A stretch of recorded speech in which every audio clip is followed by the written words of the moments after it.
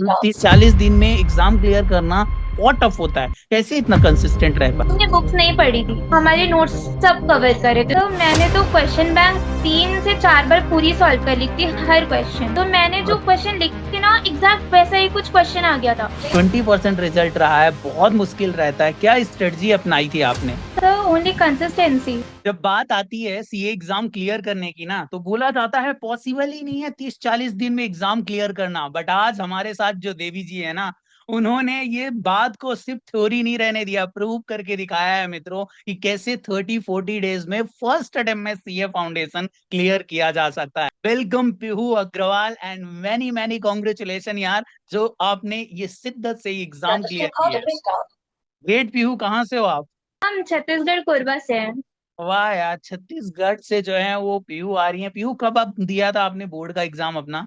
ये May 26 this year. Okay. the exam ended on 28 March।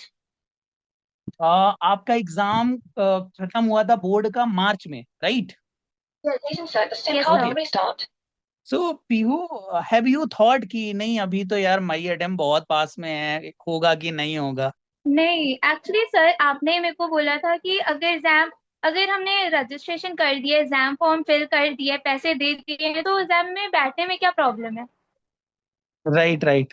यही सोच के बैठे थे। यार मित्रों, ये ऐसा होता है अमूमन, जब बहुत सारे बच्चे पूछते हैं कि भैया मैं एग्जाम दूं या ना दूं, मेरा कहने का मतलब हमेशा यही होता है कि आप एग्जाम अपना 100% दे के देखो ना। और पीहू जैसे लोग होते एग्जाम्पल बनाते हैं, जब आप अपना 100% देते हो तो क्लियर हो जाता है। पीहू, 20% रिजल्ट रहा है, बहुत मुश्किल रहता है, क्या स्ट्रेटजी अपनाई थी आपने? तो ओनली कंसिस्टेंसी एंड आप कंसिस्ट लोगों की गाइडेंस। जब ऐसा लगता था कि मोटिवेशन थोड़ा कम है या फिर लगता है कि नहीं क्लियर होगा, तो बस कॉल कर लेते थे आपको। ग्रेट ग्रेट यार, ग्रेट। बट कैसा सेल्फ स्टडी किया था, कितने टेस्ट दिए थे, ओवरऑल सब्जेक्ट वाइज क्या आपने प्लान किया था? बस वाईटी से ही पढ़ा था हमने, तो सारे सब्जेक्ट्स के लिए अलग अलग टीचर्स फॉलो किए थे हर सब्जेक्ट के लिए।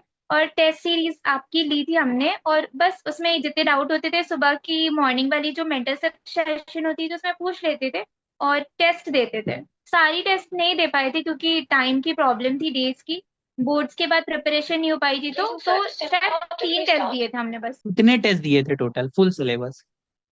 फुल सिलेबस 3 टेस्ट दिए थे, मतलब सारे सब्जेक्ट की 3 3 टेस्ट दी। मतलब बहुत होते हैं दोस्तों, हर एक सब्जेक्ट का 3-3 टेस्ट, टोटल मिला के 12 टेस्ट होते हैं। मैं आपको बता दूं 16 फुल सिलेबस टेस्ट रहते हैं, चैप्टर वाइज अलग से रहते हैं, पोर्शन वाइज। बट पीहू ने ये जो है कारनामा, टोटल कितने आए हैं पीहू आपके? 227। 227। अब हम चलते हैं थोड़ा सा सब्जेक्ट वाइज। सपोज करो कोई अकाउंट्स पे अच्छे मार्क्स लेके आना चाहे, तो उसको अकाउंट के लिए क्या 2-3 चीजें करनी चाहिए? तो मैंने तो क्वेश्चन बैंक 3 से 4 बार पूरी सॉल्व कर ली थी, हर क्वेश्चन। और अपने मेरे जो को क्वेश्चन ये बैंक थे आगे। उसको पूरा सॉल्व किया था आपने? Yes sir. एंड इनफैक्ट मैंने ना लास्ट वाली जो टेस्ट थी ना, जो सबसे लास्ट वाली टेस्ट थी, वो एग्जाम के डे पे सुबह लिखी थी। तो मैंने जो क्वेश्चन लिखे थे ना, एग्जैक्ट वैसा ही कुछ क्वेश्चन आ गया था। सिर्फ फिगर्स शायद चेंज थी, बट ऑलमोस्ट सेम टाइप की क्वेश्चन दिखी थी मुझे। वाह यार, मतलब मजा आ गया होगा। बहुत सारा ऐसा होता है मित्रों की, आप जब इतनी प्रैक्टिस कर देते हो और बहुत सारे क्वेश्चन जो है आपको दिख जाते हैं, but always credit goes to you, क्योंकि बहुत सारी मेहनत लगती है। और पीयू ने जैसा बताया कि उसने सुबह सॉल्व किया और एग्जाम में आ जाए ना, मजा आ जाता है। इनफैक्ट आप लोगों के साथ भी यदि ऐसा कुछ हुआ है तो मेरे को जरूर कमेंट बॉक्स में बताना कि ऐसा कुछ सुबह पढ़ा हो, बस एग्जाम से पहले पढ़ा हो और आ गया हो और मजा आ गया हो। लॉ के लिए क्या फॉलो किया था पीयू?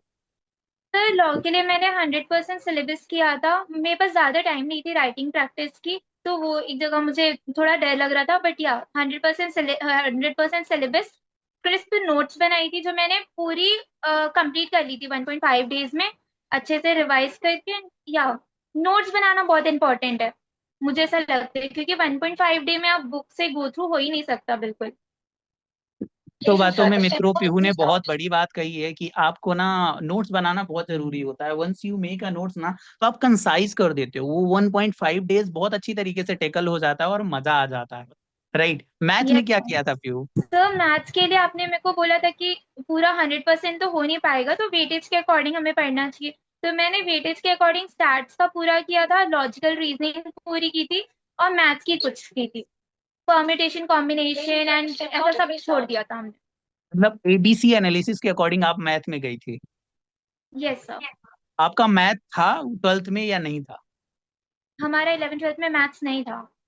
ये बहुत अच्छी चीज है। नॉन मैथ वाला बच्चा हमेशा मैथ में डरता रहता है, पर मित्रों मैं जैसा आपको हर बार बताता हूं ना कि मैथ में कुछ सिलेक्टेड टॉपिक हैं जो कि आपको 60-70 मार्क्स देके जाते हैं, और वही चाहिए, क्योंकि आगे आपको बहुत ज्यादा मार्क्स मैथ काम नहीं आती। और यदि आपने फाउंडेशन में मैथ क्लियर कर ली तो फिर इंटर में तो कोई टेंशन वाली बात रहती नहीं। इको में क्या किया था? और इको में आई थिंक बहुत अच्छे मार्क्स भी आए हुए हैं आपके। यस सर, 69 आए आई थिंक। तो हाँ, इको के लिए हमने 100% पढ़ा था। शायद एक चैप्टर थी जो हमने कंप्लीट नहीं की थी।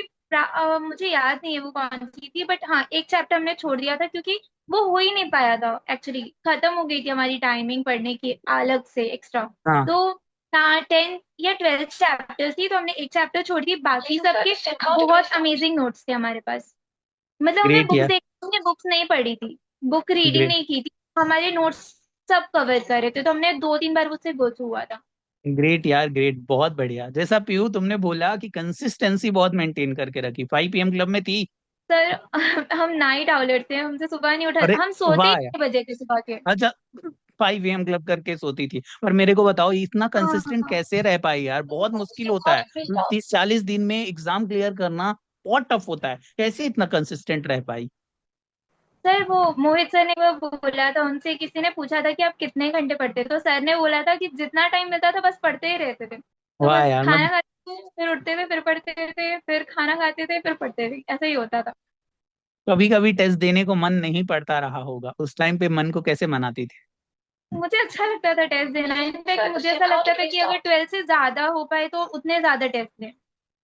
जी, मेरे को पैटर्न समझ में आया जो बहुत अच्छा होता है। जब 11 12th में आप रहते हो तो बहुत सारे टेस्ट देते हो, और सेम यदि आप उसी सीक्वेंस में देते जाते हो ना तो आपके लिए एकदम खेल लगता है। और जितने आप टेस्ट लिख देते हो आपके पास रिजल्ट रहता है, आप भी देखते हो और मजा आ जाता है। दोस्तों यदि आप हो यहाँ तक और आपने भी ऐसी प्रैक्टिस की है जुनूनियत वाली, तो मेरे को जरूर बताना कि यस भैया, इस जुनून की मदद से मैंने जो है इस सीए वाले एग्जाम को क्लियर किया है, भले ही कितना कम रिजल्ट रहे, बट हमने उस एग्जाम को क्लियर किया है। ग्रेट पीहू। आई थिंक आप जो है सीए इंटर में इसी स्ट्रेटजी को फॉलो करने वाली हो। क्या आगे का विजन है पीहू? तो अभी हम मुझे ऐसा लग रहा है कि 1 मंथ में ठीक ठाक रिजल्ट आ गए हैं, तो बस रैंक्स टारगेट करने की कोशिश करेंगे। ग्रेट। तो मित्रों ध्यान से सुन लीजिए और नाम रख लीजिए, पीहू अग्रवाल सीए इंटर का जो है AIR टारगेट करने वाली है। पीहू का अटेम्प्ट आएगा, अभी सितंबर पास हुई है, सितंबर 27 ही आई थिंक आपका अटेम्प्ट आ जाएगा। ग्रेट पीहू। आई थिंक जिस जिस हिसाब से आप किया है ना आपने, तो आप बहुत अच्छे तरीके से करोगे, और AIR का पूरा टारगेट ही नहीं करोगे बल्कि उसको कंप्लीट ही करने वाले हो। Any last message for your colleagues की क्या करना चाहिए यदि उनको सीए फाउंडेशन में हो सकता है अभी सक्सेसफुल वर्ड नहीं दिखा हो, फेल हो गए हो, ठीक है? क्या वो चीज है जो उनको अब रिपीट करनी चाहिए और ध्यान में रखनी चाहिए? तो मुझे लगता है कि कंसिस्टेंसी मेंटेन करनी चाहिए और मुक्स से नहीं भागने चाहिए। जितना हो सके मुक्स, और लाइफ लॉन्ग लर्नर्स तो है ही, फिर हम तो लेने ही वाले हैं इंटर और फाइनल में फिर। ग्रेट यार, मतलब मॉक्स आप देते रहो और कंसिस्टेंट बने रहो, बस ये कि ये मूल मंत्रा कहना है पीहू का। आई होप उन सारे बच्चों का ये बिलीव है, प्यार है, और इतना आशीर्वाद है कि शायद हम इस चीज का क्रेडिट नहीं लेना चाहिए हमें। आप लोगों की मेहनत है। बहुत सारे ऐसे बच्चे हैं जिन्होंने 5th 6th अटेम्प्ट में क्लियर किया, बहुत सारे ऐसे बच्चे हैं तो फर्स्ट सेकंड अटेम्प्ट में क्लियर किया है। Wish you all the best दोस्तों। यदि आपका भी निगेटिव रिजल्ट आया है तो रुकना थकना मत, नीचे डिस्क्रिप्शन पे लिंक है, जरूर चेकआउट करना एक बार। और अपने आप में भरोसा रखना यार, विश्वास रखना। मैं तो यही बोलूंगा कि यदि आप मेहनत करने के लिए रेडी हो, सारी चीजें करने के लिए रेडी हो, तो welcome to the L cube community, because हम आपको इतना इनफ मेहनत करवा देंगे कि एग्जाम तो पास होना ही पड़ेगा। ग्रेट पीहू, मजा आ गया। बस अच्छे से इंटर क्लियर करो, और हम अब पीहू का ना AIR के साथ इंटरव्यू करना चाहेंगे। सो इस स्टेटमेंट को लॉक कर दिया जाए, और हम जरूर इतनी मेहनत करेंगे कि हम AIR का टारगेट करेंगे। Thank you so much Pihu.